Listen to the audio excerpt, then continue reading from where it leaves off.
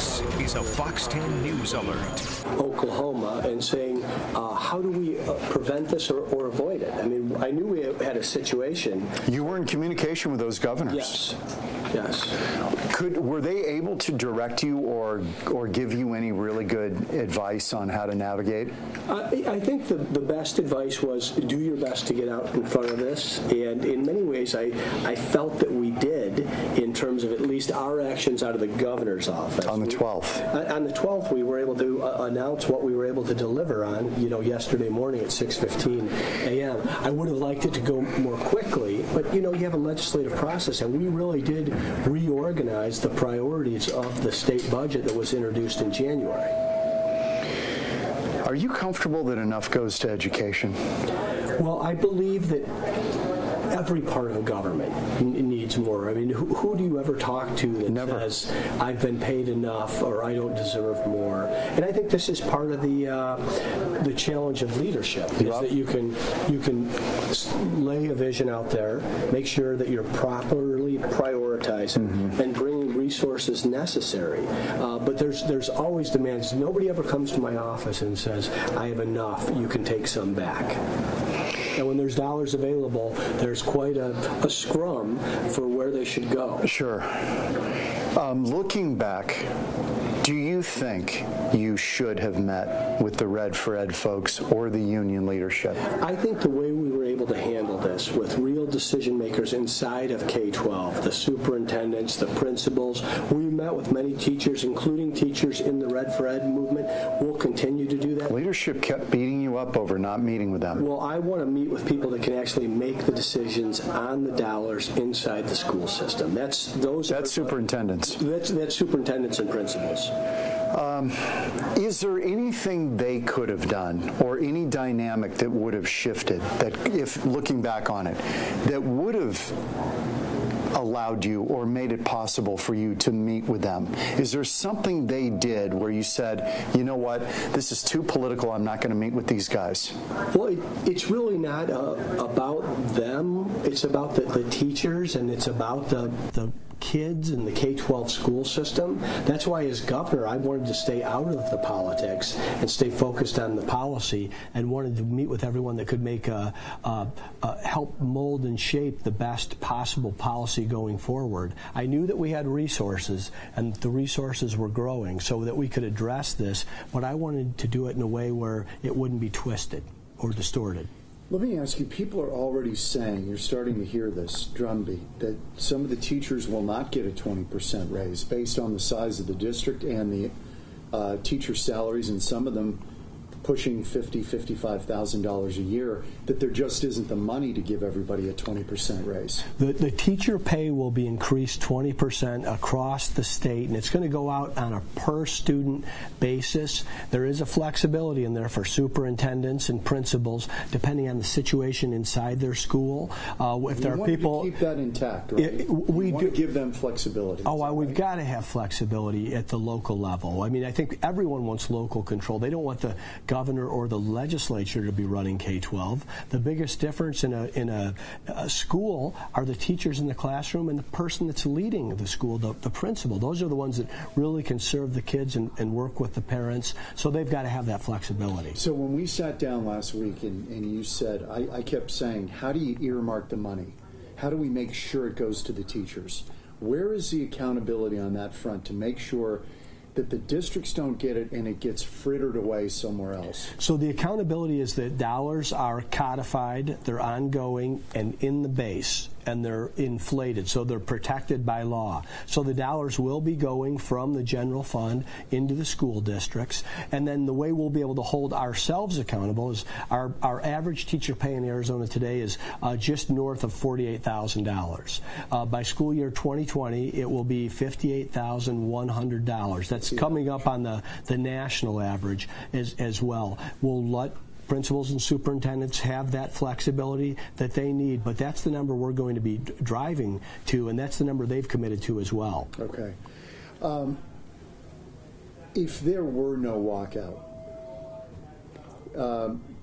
Do you believe teachers in your heart of hearts would have gotten this kind of raise? The plan that I presented, the governor's 20% pay increase by 2020, we introduced that on April 12th. The walkout began on April 26th. But this is the plan we presented. It's verbatim. So I committed to this plan. I told our legislature I wasn't signing anything less than this budget and this pay increase for our teachers. So I know it would have gotten done. I wish it would have gotten done more quickly. And I'm sure you feel you would have preferred it be done without a walkout. Oh, of course. When they walked out, were you shocked? This I believe was avoidable, and I'd like to avoid it. I really feel for our parents and the pressure it puts on them. They're working. They have a child that they now have to find daycare or bring them to school or miss work. Many of these kids get breakfast and lunch. So there was an urgency, and I always have an urgency to move as quickly as I can, but I put that urgency or that pressure on our legislature to pass this budget. Do you remember the General Yamamoto quote from World War II? I fear that we have awakened a sleeping giant after the bombing of Pearl Harbor. Do you think that this has awakened a sleeping giant in that teachers and this education issue not only will be forwarded on that issue, but politically that it presents some peril for you down the line? Well, I think what happened here is that there was more needed, and we all knew that there was more needed for our teachers and our K-12 education system. The challenge of leadership was, could you deliver? Could you take the dollars that we had saved inside this state, that we had done by the state growing, by people moving here, over 200,000 folks since 2015, 160,000 new private sector jobs, and actually prioritize those dollars and get them to the teachers so that the parents and teachers understand that this is to serve the kids inside the classroom. Now, there's more that needs to be done, but I think that challenge for the state of Arizona and the commitment from my administration to K-12 education is evident.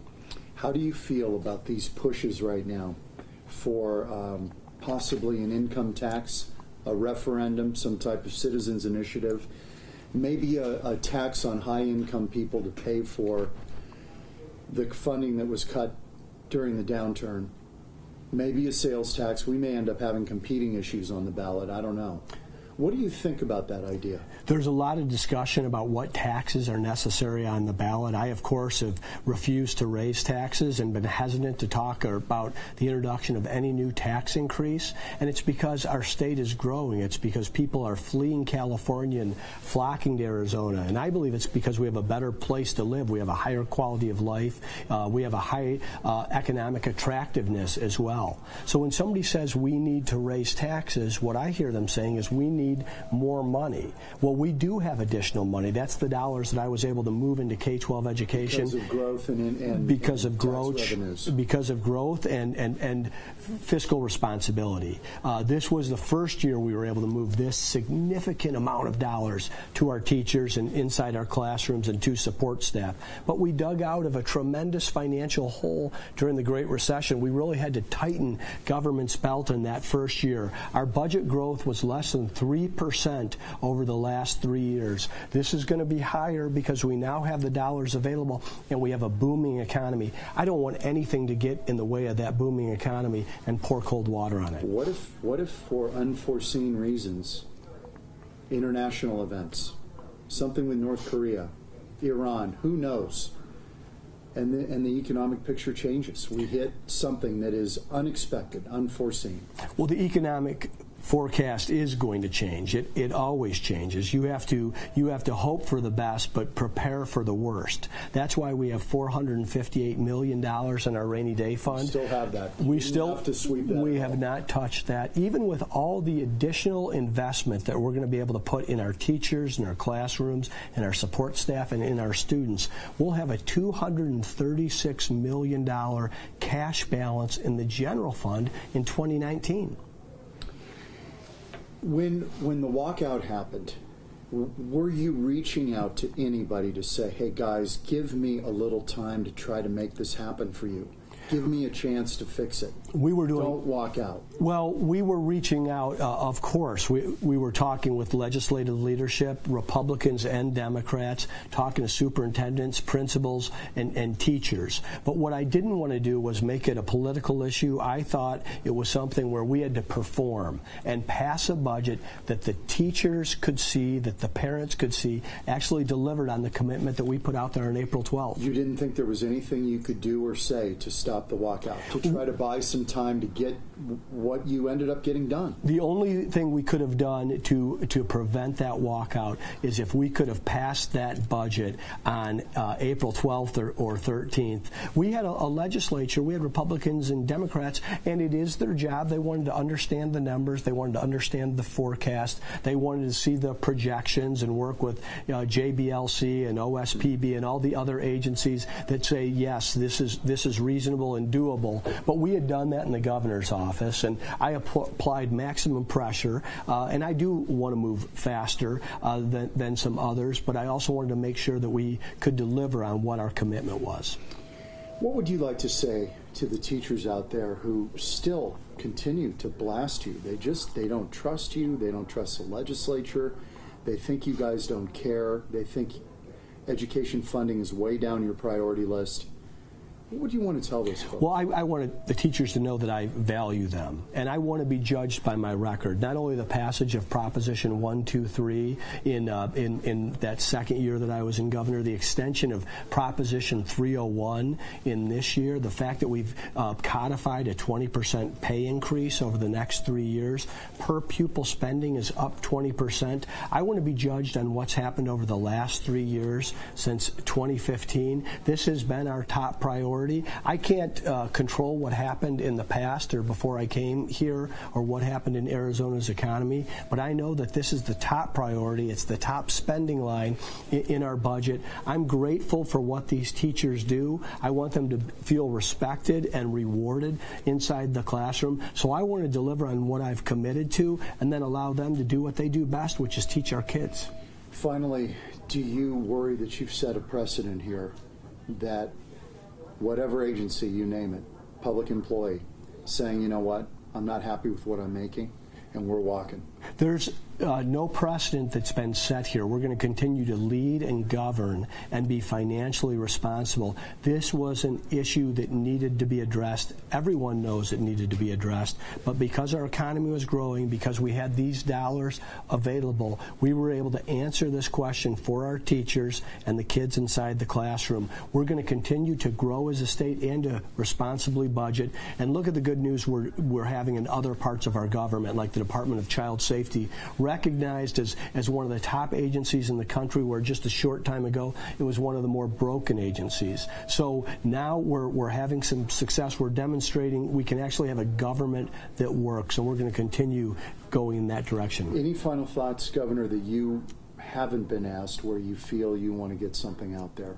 Well, I think that this was a successful session. I think we were able to address teacher pay and ongoing dollars in K-12 education. I think it was also a successful session because we were able to pass the Opioid Epidemic Act, one of the most comprehensive plans of anywhere in the country. We were also able to address this teacher pay issue. And yes, there was a strike, but we're going to finish up the school year. We're going to be able to move forward, and we were able to do all of this in a bipartisan way. And I know the country is divided in many ways. The state is divided too, but we were able to bring people together, Republican and Democrat, and do something positive on behalf of our teachers and kids in the classroom. You use the word strike.